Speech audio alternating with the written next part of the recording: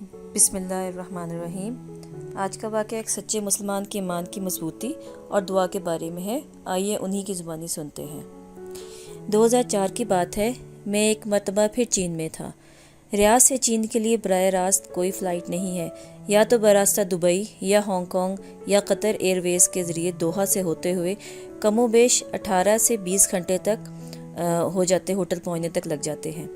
ایک مرتبہ ایسا ہوا کہ جنکشن پہنچتے پہنچتے رات کے 10 بج گئے۔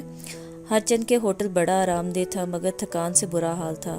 میری عادت ہے کہ ہمیشہ اپنے ادارے کے کسی ملازم یا مقامی کمپنی کے مالک کو ایئرپورٹ پر ضرور بلوا دیتا ہوں، تاکہ اگر کوئی مسئلہ درپیش آ جائے تو اسے نپٹا جا سکے۔ عبدالکریم ہمارے پاس گزشتہ 8 سال سے تھا۔ اس مرتبہ وہ ایئرپورٹ پر موجود تھا۔ میں نے کہا، عبدالکریم، میری صحت خاصی خراب ہے، تھکاوٹ سے برا حال ہے۔ میرا معاملہ یہ ہے کہ شدید تھکاوٹ ہو تو جلد نیند نہیں آتی۔ میں نے عبدالکریم سے کہا، جلدی سے میرے لیے مساج کا بندوبست کرو۔ چین میں عموماً عورتیں مساج کرتی ہیں، مرد بھی ہوتے ہیں، مگر وہ رات کے 10 بجے گھروں میں چلے جاتے ہیں، جبکہ عورتیں رات گئے تک مساج کے لیے دستیاب ہوتی ہیں۔ اس نے کمرے سے فون کر کے رابطہ کیا۔ مساج سینٹر والوں نے جواب دیا، اس وقت تو صرف عورت ہی مساج کے لیے دستیاب ہے۔ میں نے اس سے کہا، میرا ایمان ابھی اتنا کمزور نہیں ہوا کہ عورتوں سے جسم دبواتا پھروں۔ آپ خود جا کر ڈیوٹی مینیجر سے معلوم کریں، جتنا بھی خرچ ہو جائے گا کوئی مسئلہ نہیں، کوئی مرد اس کام کے لیے تلاش کریں۔ میرا جسم اس وقت سخت درد کر رہا تھا اور اسے آرام کی سخت ضرورت تھی، کیونکہ اگلی صبح مختلف لوگوں سے کام کے سلسلے میں میٹنگز شروع ہو جائیں گی۔ عبدالکریم چین کا اصل باشندہ ہے، اس کا چینی نام شافنگ ہے۔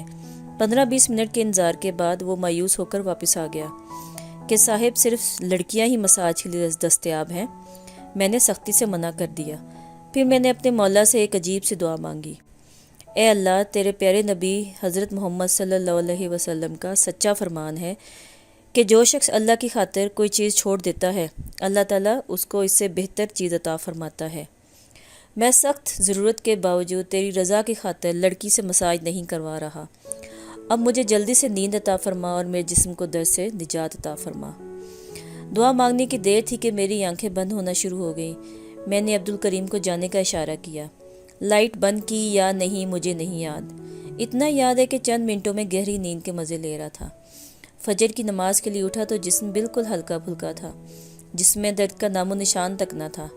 سچ فرمایا ہے اللہ کے رسول صلی اللہ علیہ وسلم نے کہ جو شخص اللہ کے لیے کسی چیز کو چھوڑ دیتا ہے، اللہ تعالیٰ اسے اس کا بہتر بدلہ عطا فرماتا ہے۔